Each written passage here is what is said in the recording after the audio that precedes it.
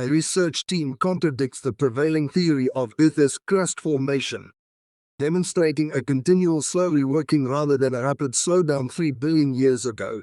By analyzing over 600,000 rock samples worldwide, they proposed a new method to chart the Earth's crustal growth, suggesting a more gradual growth and offering insights into planetary formations and differences, particularly concerning Venus. For billions of years, the Earth's crust has continued a slow process of reworking, as opposed to rapidly slowing its growth around 3 billion years ago. A study led by Penn State reveals the new finding contradicts existing theories that suggest the rapid formation of tectonic plates earlier in Earth's history, researchers said. The research was recently published in the journal Geochemical Perspectives Letters. The work may help answer a fundamental question about our planet and could hold clues as to the formation of other planets, according to lead author Jesse Ramink, assistant professor of geosciences. The dominating theory points to an inflection point some 3 billion years ago, implying we had a stagnant lit planet with no tectonic activity before a sudden shift to tectonic plates. Ramink said, "We've shown that's not the case. To chart the formulation of the Earth's crust or the crustal growth curve, the researchers turned to more than 600,000 samples comprising the Earth's rock records database. Researchers across the globe, including at Penn State, have analyzed each rock sample in the record to determine geochemical contents and age. Researchers chose the rock records over mineral samples, which informed the theory of a more sudden formation, because they said the rock record is more sensitive and less prone to bias on those timescales.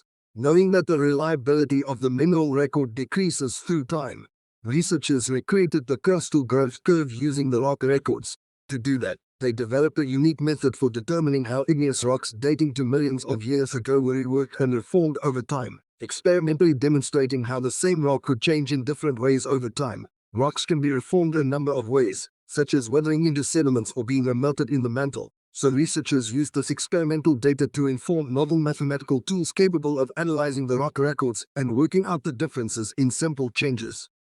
We calculated how much reworking has happened by looking at the composition of igneous rocks in a new way that teases out the proportion of sediments, Ramink said. They used these calculations to calibrate the reworking documented in the rock records. Then, researchers calculated Earth's crustal growth curve using the new understanding of how the rocks were reformed. They compared the newly calculated curve to the rate of growth gleaned from mineral records by other experts. Ramink and his team's work indicates the Earth's crust follows the path of the mantle or the layer on which the crust sits, suggesting a correlation between the two. It's not the first time geoscientists have suggested a more gradual crustal growth, Ramink said. However, it's the first time the rock record has been used to back it up. Our crustal growth curve matches the mantle record of growth, so it seems like those two signals are overlapping in a way that they did not when using the mineral record to create the crustal growth curve, Ramink said. They used these calculations to calibrate the reworking documented in the rock records. Then, researchers calculated Earth's crustal growth curve using the new understanding of how the rocks were reformed.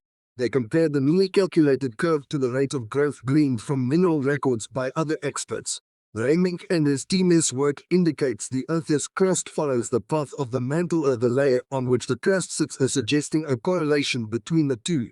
It's not the first time geoscientists have suggested a more gradual crustal growth, Ramink said. However, it's the first time the rock record has been used to back it up. Our crustal growth curve matches the mantle record of growth, so it seems like those two signals are overlapping in a way that they did not when using the mineral record to create the crustal growth curve, Ramink said. Ramink cautioned that the research improves on what researchers understand, but it's not the be-all and the end-all for crustal growth research.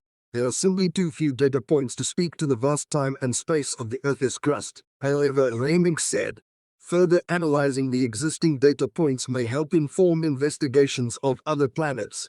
Venus, for example, has no tectonic plates and could be a modern-day example of early Earth. When did Earth and Venus become different? Ramink asked, and why did they become different? This crustal growth rate plays into that a lot.